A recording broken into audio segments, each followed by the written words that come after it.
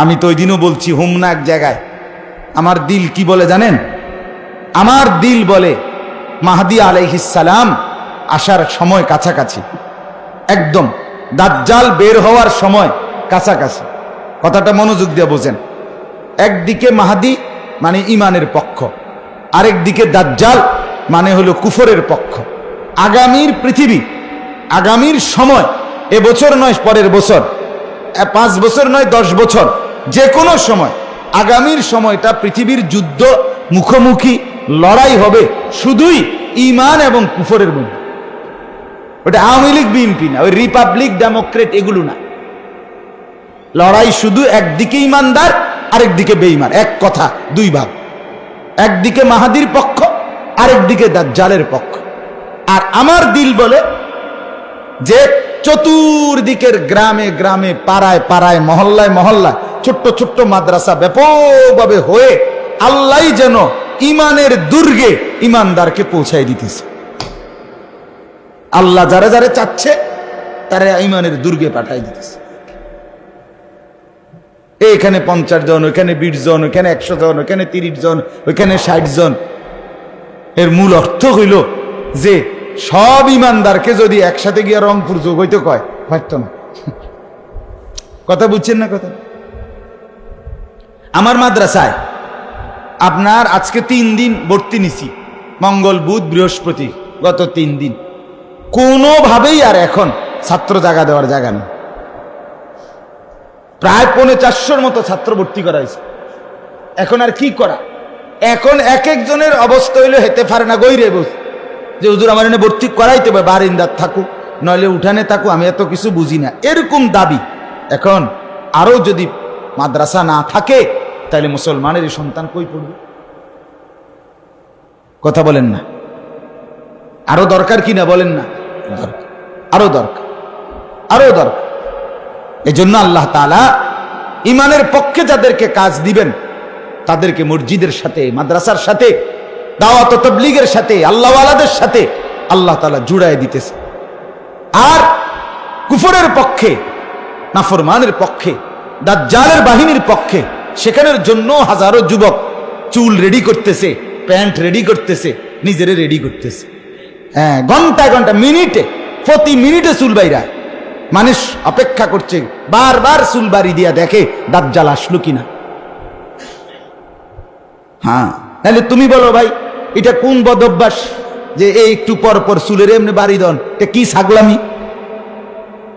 তুমি কও, তুমি কি বেডিয়ে তোমারে কে আকামটা ধরাইয়া দিল দুশ্মনে? তুমি কে বুঝলা না এটা যে আমার এটা কি কাম ধরাইয়া দিল?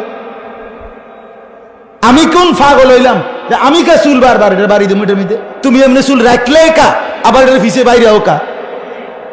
কথা বলেন না কেন? তুমি যেহেতু বুঝো যে এটা বারবার এদিকে সামনে আইয়া পড়লে অসুবিধা, এটার বারবার এদিকে নেওয়া লাগে, তো এটার প্রথমে হালাই দিতা। কথা বলেন না আপনি? এটা একটা অসুস্থ ফ্যাশন না? এটা কি ধরনের ফ্যাশন হইতে পারে? এটা কেন এটা ফ্যাশন হবে? এটা ডিজাইন হবে কেন আপনি বলেন? কোন যুক্তিতে? এটা এটা একটা আকাম ছাড়া, ফালতু কাম ছাড়া আর কি হইতে পারে এটা? এই জন্য আমি বললাম, আমাদেরকে প্রতিনিয়ত দুশ্মন আমাদেরকে দিয়ে বেহুদা কাজের মধ্যে জড়ায় দিতেছে। সারাদিন মোবাইলে কি করো তুমি? একজন মুসলমান, একজন মানুষ সারাক্ষণ মোবাইল। আমি কি পৃথিবীতে মোবাইল টিপবার জন্যই আসছি? আমার দুনিয়াতে আসার আর কোনো লক্ষ্য উদ্দেশ্য নাই। তাহলে মূল কারণ হলো আমরা আখিরাত ভুলে গেছি, আমরা মৃত্যু পরবর্তী জিন্দেগি ভুলে গেছি। ওই নগদ যা পাও হাত পেতে নাও, বাকির খাতায় শূন্য থাক, ফুর্তি করো, শুধু দুনিয়া ভোগ করো, দুনিয়া নিয়েই ব্যস্ততা। না রে ভাই, এখানেই শেষ না, এখানেই শেষ।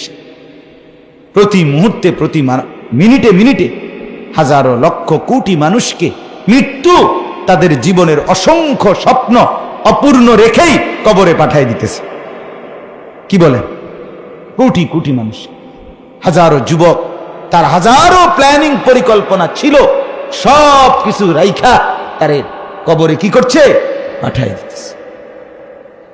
এই কালকে আমি রওনা দিছি মাহফিলের উদ্দেশ্যে, কংসনগরের আগে এক ট্রাক বাড়ি দিছে এক মানুষকে, রক্তে পুরাটা রাস্তা ভাইসা গেছে।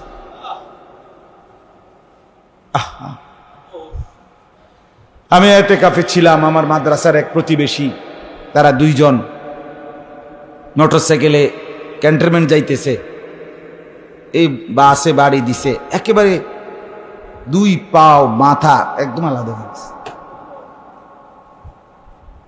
এরপরে মানে থেতলাই ফেলছে। আমার মাদ্রাসার ওস্তাদ বলতেছে মনে হয় যেন হুজুর কোরবানির গরু মানে গোশত টুকরা করে লাইছে এরকম।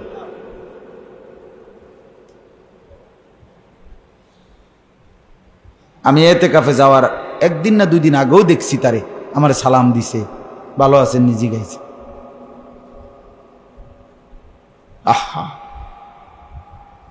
হায় হায় হায়, কোনো নিশ্চয়তা নাই ভাইয়া, মৃত্যু থামাই দিবে। হাজারো স্বপ্ন পরিকল্পনা মৃত্যু স্তব্ধ করে দিবে, এটাই সত্য, মৃত্যু থামাই দিবে। অতএব আমরা আখিরাত না ভুলি, আল্লাহকে না ভুলি, পরকাল না ভুলি। জীবনের সব স্বপ্ন দুনিয়ায় পূরণ হয় না। 60 বছর একটানা পরিশ্রম করে কেউ লাগাতার মেহনত করলেও সংসারের সব প্রয়োজন সাজাইয়া ঘুষাইয়া সে কবরে যাইতে পারবে না, এটাই সত্য। যেদিন আপনি মরবেন সেদিনও দেখবেন আপনার সংসারে অপূর্ণ বহু জিনিস রয়ে গেছে। এর নামই দুনিয়া, দুনিয়া সাজানো যায়। এজন্য আমরা প্রত্যেকেই ইমানদার মোমেন, আমাদের জীবন আখিরাত কেন্দ্রিক। এই মসজিদ, মাদ্রাসা, এই কওমি মাদ্রাসা, মেয়েদের জন্য দিন, ছেলেদের জন্য দিন, এই ফিকির সবটা আখিরাতকে কেন্দ্র করে, আখিরাত সাজানোর জন্য, আখিরাত সাজানোর জন্য। সেদিন এক ছেলে আমার কাছে আসছে যে হুজুর আমি বলতেছে সেলুনের দোকানে কাজ করতাম, কাজে আপনার বয়ান শুনি, কয় সেলুনের দোকানে চাকরিটা ছেড়ে দিছে। কেন ছাড়ছ? কয় মনে মনে ভাবছি যে আমি যে এত মানুষের দাড়ি কাটি, এগুলো শেভ করি, এগুলো তো আমার ভীষণ গুনাহ হবে, এইটা আমার মনে জাগছে। আপনার এই কথা শুনে আমি ছেড়ে দিয়ে আসছি। তা আমি এখন মাদ্রাসায় পড়ুম, আমি নতুন করে আবার শিখব। তো পরে আমি ঢাকা যোগাযোগ করছি তারে ভর্তি করানোর ব্যাপারে, বয়স্কদের মাদ্রাসা, ওই নৈশ মাদ্রাসায় ভর্তি করাইতে চাচ্ছি ছেলে, সেলুনের দোকানে কাজ করে। আরেক যুবক আসছে এই 2-4 দিন আগে, হুজুরা এত সুন্দর তাগড়া ফুটফুটে যুবক, আপনার যুবক ভালোবেসে বিয়ে করছে, দুজনের পছন্দ করে 8 মাস মাত্র বিবাহ করার পরে, মাত্র 8 মাস গেছে, এখন আইসা আমার কাছে কাঁদতেছে আর বলতেছে হুজুর আমার এই আমাদের দুইজনের সম্পর্কটা, সংসারটা এখন জাহান্নামের টুকরা হয়ে গেছে। কি হয়েছে বাবারা বেটা? আমি আমার কাছে সারাক্ষণ সন্দেহ হয় আমার বউ যে মেয়েরে বিয়ে করছি প্রেম করে তে অন্য বেটার লগে সম্পর্ক আছে। আমার তো এটা মনে হয়। আমি বুঝি না হুজুর, এটা আমার কাছে কেবল মনে হয়, আমি কোনোভাবে স্বস্তি পাই না। আর ওই মেয়ে বলতেছে সারাক্ষণ আমারে, সে আমারে জ্বালাতন করে, আমি নাকি অন্য মেয়ের সাথে সম্পর্ক আছে। বলেন বলেন তো পেরেশানিটা কি? এখন তার সাথে একটা ছেলে হে কইতেছে হুজুর আমি কইছি নাহলে আরেকটা বিয়ে করবি। তাই বললাম বেটা কি বুদ্ধি দিলি বেটা, আরেকটা বিয়ে করবো, এটা কি বেডি বিয়ে করবো না ফাত্তর বিয়ে করবো? আরেকটাও তো এই মহিলাই, তো তো এই মহিলা আর এই মহিলা তো মহিলাই, তো তো ওই মহিলা আবার তোমার লাগে ভালোই আইব রাবেয়া বস্রী, হেটা তুমি কেমনে বুঝলা? বরঞ্চ গুনাহ ছেড়ে দাও, আল্লাহর নাফরমানি ছেড়ে দাও, আল্লাহ তাআলা সুখ দেন। তার দুমুখী নমুনা আছে। এই জন্য বললাম আমরা প্রত্যেকেই ফিকির করি ভাই, ফিকির করি। এই 10 জন 20 জন, আমরা 50 জন মানুষ, যে কয়জনই হলাম, রাত হয়েছে আমি আর লম্বা করছি না, আমরা ফিকির করি যে আমাদের আখিরাত আমাদের মূল, মৃত্যু পরবর্তী জিন্দেগি, মৃত্যু আমাদের চোখে দেখা। এটা যদি এমন হইতো এটা একটা নীতি কথা, অর্থাৎ এটা একটা নীতি কথা, যে একটা বাক্য, ভালো উপদেশ কাগজে লিখে রাখছে, কিন্তু বাস্তবে তো কোনো সময় দেখি নাই। বিষয়টা কি এমন? মানে মৃত্যু কি একটা নীতি বাক্য? মৃত্যু কি আমি দেখেন আপনি? মানে প্রতিদিন মানুষ মরে না? মৌত দেখেন কি? মানুষের লাশ দেখেন কিনা? তাহলে এই যে স্তব্ধ, বললাম না ওই যে লোকটা যে অ্যাক্সিডেন্ট করছে বলছে, আর আমি এতে কাফে ছিলাম, আমার শরীরটা মানে একবার পুরাটা শরীর নড়ে উঠছে। একটা জলজ্জন্ত মানুষ, মনে করেন মোটরসাইকেলে যাইতেছে, মাঝপথে সে থমকে গেছে, আর হাত নড়ে না, পাও নড়ে না, আর কথা বলে না, চোখ মেলে না, কানে শুনে না, চোখে দেখে না, জবানে আর কোনো উচ্চারণ হয় না, এরই নাম মৃত্যু। এটা কি আশ্চর্য মিয়া, কি কথা এটা, কেমন জিনিস? এটা জলজ্জন্ত মানুষ এভাবে থেমে যাওয়া। অতএব ভাই আমার, আল্লাহ তাআলা বলেন আখিরাতকে তুমি অবিশ্বাস করো না, পুনরুত্থানকে তুমি অবিশ্বাস করো না, কিয়ামতের মাঠকে বান্দা তুমি অস্বীকার করো না। তুমি জানো আমি আল্লাহ তাআলা এই দুনিয়া যেভাবে আবাদ করেছি, তোমাকে যেরকম ধাপে ধাপে সৃষ্টি করেছি, সেই আমি আল্লাহই পুনরায় আবার কিয়ামতের মাঠে সবাইকে দাঁড় করাবো। এই কথাটাই শেষ তরজমা বলি। আল্লাহ তাআলা বলেন, ইয়া আইয়ুহান নাস ইন কুনতুম ফি রাইবিন মিনাল বা'থ, হে মানুষ, যদি তোমরা পরকাল, কিয়ামত, হাসরের ময়দানে উঠতে হবে, এটাকে যদি সন্দেহ মনে হয়, তো তোমার আল্লাহ বলেন, তো তোমারে আমি একটা ইতিহাস শুনাই। আল্লাহ বলতেছে, তোমারে আমি একটা ইতিহাস শুনাই। সেটা কি? তোমার ইতিহাস, তোমার গল্পটাই তোমারে বলি, তুমি একটু বুঝে দেখো, আমি যদি এগুলো তোমার বেলায় করতে পারি, তাইলে ওইটা আমি পারবো কিনা তুমি একটু শোনো।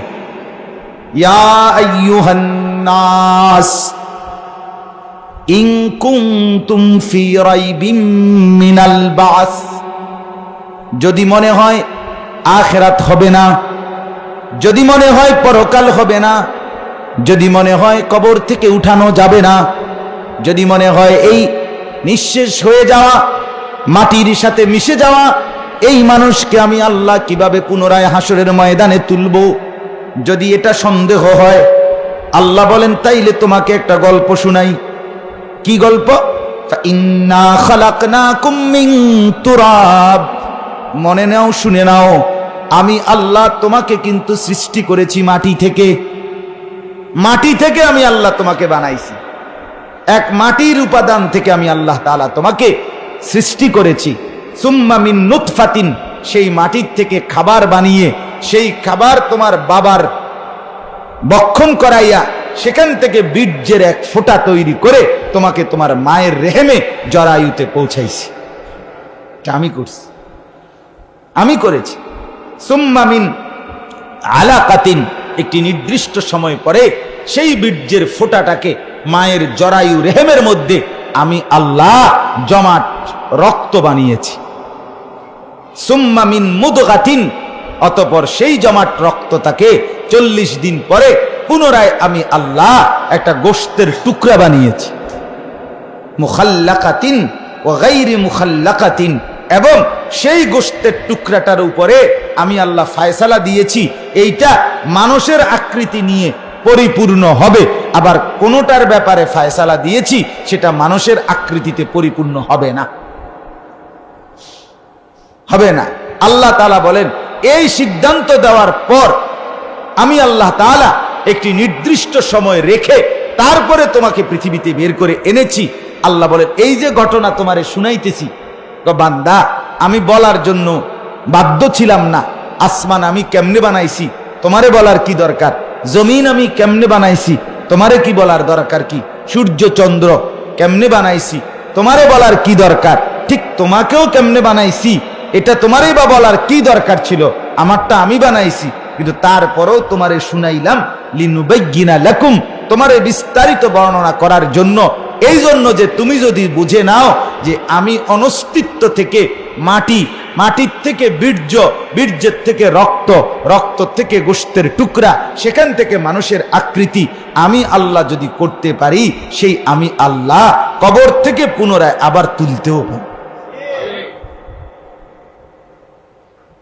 কথা বোঝেন নাই? আল্লাহ বলেন আমি এটা পারি, পারবো, পারবো এটা। এরপর আল্লাহ বলেন ওয়া নুকিররু ফিল আরহামি মা নাশাউ ইলা আজালিম মুসাম্মা। তো ওই জমাট আরে গোশতের টুকরাটাকে আমি আল্লাহ তাআলা মায়ের পেটে আমার ইচ্ছা মতো একটি নির্দিষ্ট সময় পর্যন্ত আমি আল্লাহ তাআলা রেখে দেই। সুম্মা নুখরিজুকুম তিফলান, অতঃপর আমি আল্লাহ সেই গোশতের টুকরাটাকে ধীরে ধীরে পর্যায় অতিক্রম করে মানুষের আকৃতি দিয়ে একদিন একটা ছোট্ট শিশু বাচ্চা হিসাবে, দুর্বল হিসাবে আমি আল্লাহ মায়ের পেট থেকে আমি আল্লাহ বের করে আনি। সুম্মা লিতাবলুগু আশুদ্দাকুম, এরপরে আল্লাহ বলেন নাক দুর্বল, চোখ দুর্বল, হাত দুর্বল, ঠোঁট দুর্বল, জিহ্বা দুর্বল, পুরা দেহটাই তুলতুলে দুর্বল ছিল। আমি আল্লাহ সেটাতে এরপরে সেই শিশুটার মধ্যে শক্তি দিতে থাকি, শক্তি দিতে দিতে দিতে পর্যায়ক্রমে একদিন যৌবনে এসে শক্তি পরিপূর্ণ পৌঁছায় দেয়। আল্লাহ তাআলা বলেন এরপরে আবার প্রথম দুর্বল, এরপরে শক্তি দিতে দিতে মজবুত করতে করতে যৌবনে পূর্ণ করি। আবার এইবার সূর্য প্রথম সকালবেলা উঠতে থাকে, উঠতে উঠতে উঠতে উঠতে 12টা, সোয়া 12টা, সাড়ে 12টা পর্যন্ত তেজ নিয়ে ওঠে, এবার আবার নামতে থাকে, এবার নামতে নামতে নামতে দুর্বল হইতে হইতে সন্ধ্যার টাইমে ডুবে যায়। ঠিকই না বলেন? আল্লাহ তাআলা বলেন ঠিক এরকম আবার সেই যৌবনের শক্তি সামর্থ্যের শরীর, এটার উপরেই আমি আবার কাজ করি। এবার উল্টাই কি, সুম অমিনকুম মান ইউতাওয়াফা, কাউকে বৃদ্ধ অবস্থায় যাওয়ার আগেই মৃত্যু দিয়ে ফেলি যৌবন থাকতেই, আর অনেককে অমিনকুম মান ইউরাদ্দু ইলা আরদালিল উমর, একেবারে নিষ্কর্মা অকর্মা একদম দেহ পর্যন্ত ধীরে ধীরে 60, 70, 80, 90, 100 বছর এরকম অবস্থায় যখন আনি, তো এতটা দুর্বল অক্ষম হয়ে যায় আর ন্যূনতম কোনো কাজ করার শক্তিও আর রাখে না। শুধু এটা না, লিকাইলা ইয়ালামা মিন বাদি ইলমিন শাইআ, যা কিছু গত 50 বছরে জানতো, 60 বছরে জানতো, 70 বছরে কত কিছু জানছে বুঝছে, আল্লাহ বলেন 90 বছরে আইনা, 100 বছরে আইনা এমন ভাবে নিয়ে আসি, এখন আর পেছনের এই 80, 90, 70 বছরের কিছুই জানে না, আর কিছুই বলতে। আমার মা, এই যে আমি এখন ফোনটা ধরছি শুধু একটা কারণে, আমার বিবির ফোন এটা, অর্থাৎ আমার মা আমার ঘরে এখন আমার বাসায়, কিন্তু মার হালাত হইল, মা আপনার, আমি আমার মাকে দেখছি কত তাহাজ্জুদ, কত আওয়াবিন, কত ইশরাক নামাজ পড়ছে মা, দিনের পর দিন, ঘন্টার পর ঘন্টা মা জিকির করত, তেলাওয়াত করত, তসবিহ পড়ত, মা নামাজ পড়ত। সেই মা এখন বয়স হয়ে গেছে 70, 75, 75 হয় নাই, 70, 72। সেই মা এখন কিছুই বোঝেন, 100 বার বললেও আপনার খানা খাইতে চায় না। ওষুধটা ট্যাবলেট, মা এটা ট্যাবলেট, এটা ট্যাবলেট মা, আপনি একটু পানিটা মুখে নেন, আমি এটা দিলেই আপনি খাইয়ে লাগবেন, কোনো হ্যাঁ এরম করে, কিছুই বোঝে না যে এটাও বোঝে। অথচ এই মা, আমরা 5 ভাই 3 বোন, এই 8 জন এখন জীবিত আছি, আরো 2 ভাই আমাদের মারা গেছে। মার এই এক মার ঘরে 10 জন সন্তান মা লালন পালন করছে, গর্ভে ধারণ করছে। এই মার 5টা ছেলে, আমরা 5 জনই আলহামদুলিল্লাহ আলেমে দ্বীন। সেই মা আপনার 4 বার আল্লাহর ঘরে হজ উমরার সফর করেছে, পুরা রমজান হারাম শরীফে ছিল, আল্লাহর ঘরে ছিল মা, হজ করছে, উমরা করছে। তাহলে সেই মা আজকে কিছুই বোঝেন, হ্যাঁ এরকম করে, কিছুই বোঝেন। আল্লাহ বলে লিকাইলা ইয়ালামা, আমি এই আয়াত বুঝি মারে দেখি। আল্লাহ বলেন বান্দা, তাহলে তুমি দেখো একবার অনস্তিত্ব থেকে মাটির থেকে বীর্যের ফোঁটা, সেখান থেকে জমাট রক্ত, সেখান থেকে গোশতের টুকরা, সেখান থেকে মানুষের আকৃতি, সেখান থেকে এক শিশু বাচ্চা, সেখান থেকে যৌবনের পরিপূর্ণ শক্তি, তারপরে আবার দুর্বল অক্ষম করতে করতে করতে করতে একদম নিষ্কর্মা, এমনকি পিছনের যা জানতো শুনতো তাও ভুলে গেছে। এভাবে একবার উঠাইলাম, একবার কমাইলাম। আমি যদি এটা করতে পারি, আমি কা কবরতে উঠে দিতাম না? কথা বলেন, পারবে কিনা বলেন না? অতএব বন্ধু আমার, হ্যাঁ, তুমি চালাক বাইব না। আমি সব সময় বলি, মানুষের বেড়ি দেখে এবারটা চালাক, সিটারির টিয়া কামায় এবারটা চালাক। আরে বাপরে, আপনি বুদ্ধিমান, আপনি সুদ খান, ঘুষ খান, মিথ্যা বলেন, বাটপারি সিটারি করে দুনিয়ায় মাতবরি করতে আছেন, আমনে চালাক আর আমরা বেকুব? জি না, আমরা বেকুব না। আমনেও একটা বুঝা চলতে আছেন, আমরাও একটা কিছু বুঝাই চলতে আছি। কথা বলেন না কেন? আমরা বুঝি না, বুঝতাম না কা? আমি কি চিড়ে খাইয়ে বড় হয়েছি নি? কথা বলেন তো। পাঙ্গাস তেলাপিয়া খাইলে আমিও দিদি খাইছি, ফুলকপি পাতাকপি আমিও তো এডিয়ে খাইছি, আমার গরুর গোস্ত, মুরগির গোস্ত, হাঁসের গোস্ত এটি তো আমিও খাইছি। তা আমি বুঝতাম না কা? না বুঝার কি আছে বেটা? বলেন, কি যুক্তি থাকতে পারে যে হুজুররা বোঝে না, আপনি বুঝেন? কি কারণটা কি? হুজুর কি প্লাস্টিক দিয়ে বানাইছে নাকি? তো হুজুর বুঝতো না কা? বুঝবে না কেন? সবই বুঝে, কিন্তু তার সাথে এটাও বোঝে যে এই বুঝ আমার শেষ না, আমার আখিরাত আসল বুঝ। ইন্নী যানানতু আন্নী মুলাকিন হিসাবি। কোরআনে আছে, কিয়ামতের ময়দানে ইমানদার যখন আমলনামা ডান হাতে পাবে, তখন ইমানদার তার পরিচিত জনদেরকে বলবে, হা উমুকরাউ কিতাবিয়া, এ দেখো দেখো আমার আমলনামার কিতাব দেখো, দেখো এখানে নামে আনিসুর রহমান লিখা, আর লিখছে পাশ। আল্লাহ তৌফিক দান করেন। আল্লাহর কাছে চাই দিত মানা নাই, আল্লাহ আপনাদের সবাইকে তৌফিক দান করে। তো বললাম, মনে করেন লিখছে, তো নাফরমানরা বলবে, কিরে দোস্ত, তুই তো আমগুর লগে একসাথে চলতি, একই এলাকায় থাকতি, একই বাজারে মার্কেট করতি, তুই কেমনে আমলনামা ডান হাতে পেয়ে গেলি? তো সে বলবে, ইন্নী যানানতু আন্নী মুলাকিন হিসাবিয়া, বন্ধু আমি জানতাম এমন একটা হিসাবের দিনের মুখোমুখি হতে হবে, এই জন্য তুমি টের পাইছো না। আরে মার্কেটে আমি ঠিকই গেছি, কিন্তু জোহরের নামাজ আমি জামাতেই পড়ছি। বলে আমিও বেড়াইছি, আসরের নামাজ জামাতেই পড়ছি। আমি তো শ্বশুর বাড়িতে গেছি, এবারও গেছি। আমি এক শ্বশুরের এক জামাই, মানে আমার শ্বশুর আর তার 5 ছেলে, সবাই আলেম, তো তারা 5 ভাইয়ের এক বোন, আমার শ্বশুরের একটাই মেয়ে। কেমন আদরের জামাই আমি, কথা বলেন তো। এই আদর সোহাগের কারণে, শ্বশুর বাড়ির এই বিপুল আপ্যায়নের কারণে আমার নামাজ ছুটবে, এই জন্য কথা হইল নাকি? তাইলে এই জন্য বললাম, দুনিয়া ভোগ করতে গিয়ে আখেরাত ভুলে যাওয়া, আখেরাত ছেড়ে দেওয়া, এটা বোকামি ছাড়া আর কিছু না। বরং আখেরাত ঠিক রেখে, ইবাদত ঠিক রেখে, আল্লাহর বন্দেগী ঠিক রেখেও দুনিয়া ভোগ করা যায়। নাফরমানের ফাঙ্গাস যে স্বাদের, ইমানদারের ফাঙ্গাস ওই স্বাদের, একই জিনিস, একই রকম দুনিয়া। অতএব কেন আখেরাত বরবাদ করো? কেন নষ্ট করা? আল্লাহ তাআলা আমাদেরকে বুঝ দান করেন।